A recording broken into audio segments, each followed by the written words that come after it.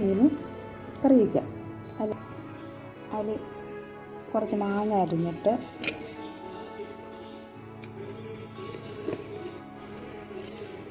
ഒരു പച്ചമുളക് കീറി ഇടണം.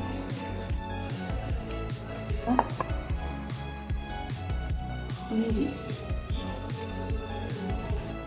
ഉലുവ,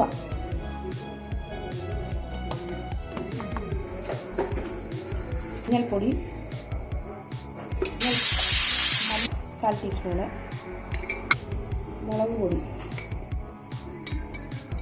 1. ഇത്രയെല്ലാം കൂടെ ചേർത്ത് അരയ്ക്കണം. കൂടെ ചേർത്ത്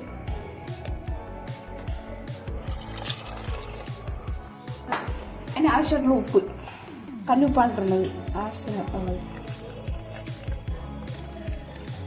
തൊട്ട് വങ്കട മീനിൻ്റെ കഷ്ണങ്ങൾ പറത്തി വയ്ക്കുക. ഇടയാണ്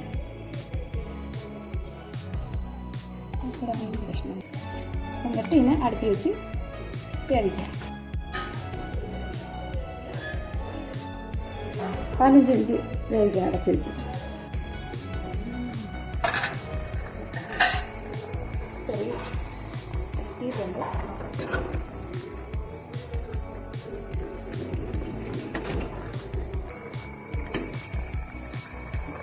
മാങ്ങാ കഷ്ണം ഉണ്ടോ നമുക്ക്? മാങ്ങാ കഷ്ണം ഇത് കറിവേപ്പിലൂടെ ചേർക്കണം. ഇത് റെഡി ആയിട്ടുണ്ട്.